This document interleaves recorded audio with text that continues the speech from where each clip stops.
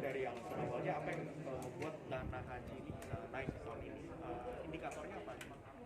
Oke, pertama karena ada kenaikan biaya penyelenggaraan ibadah haji yang awal di tahun 2000 sebelum pandemi ya itu sekitar 69 juta, sekarang menjadi hampir 100 juta. Sehingga Suaranya Pak. Hah?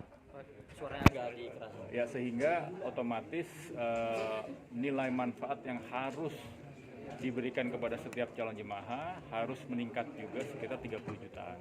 Kalau kita hitung secara persentase, maka sebenarnya biaya yang nilai manfaat yang bisa dikontribusikan itu ujungnya sekitar 30%-an. Kalau kita bicara 30%-an, oleh karena itu maka yang harus dibayar oleh calon jemaah haji pada tahun keberangkatan ini menjadi sekitar 69 juta seperti yang disampaikan oleh Kementerian Agama.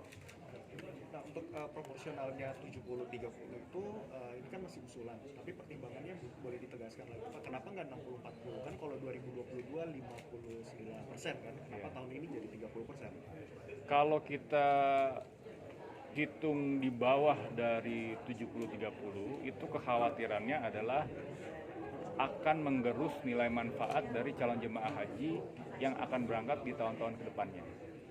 Sebenarnya angka 70-30 itu hasil dari perhitungan tersebut.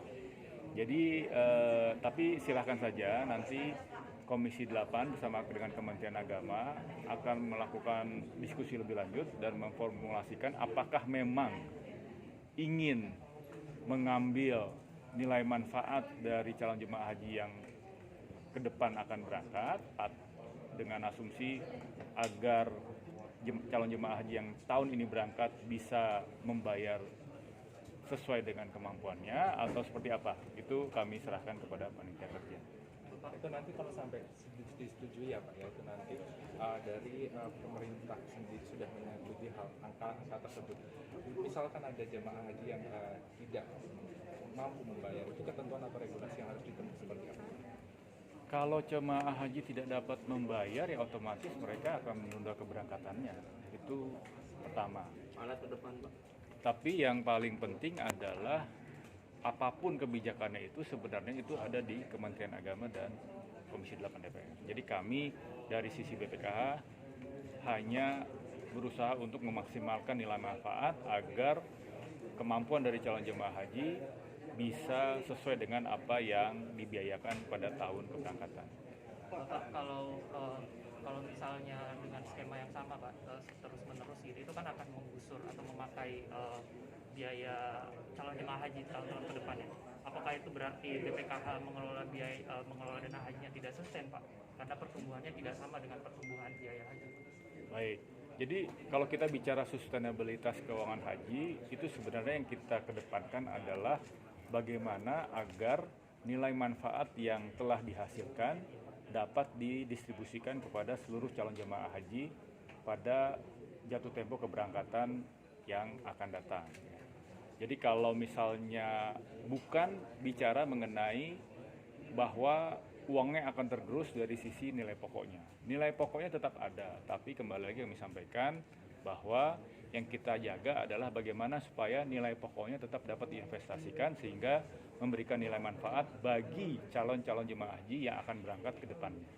Pak, ada pihak yang menduga kenaikan ini karena ada kesalahan pengelolaan di BPKH sendiri. Tanggapannya gimana Pak? Selama ini pengelolaan keuangan haji yang dilakukan oleh BPKH sudah sangat prudent.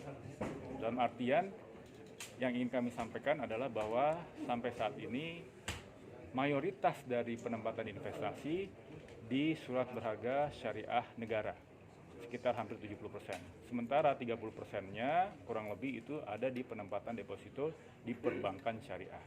Jadi kalau bicara mengenai pengelolaannya, kami sudah melakukan pengelolaan sesuai dengan ketentuan dan regulasi undang-undang yang ada hingga saat ini. Jadi silakan saja kalau memang ada yang bisa memberikan feeding ke kami bahwa ada pengelolaan yang tidak sesuai dengan ketentuan, kami terbuka.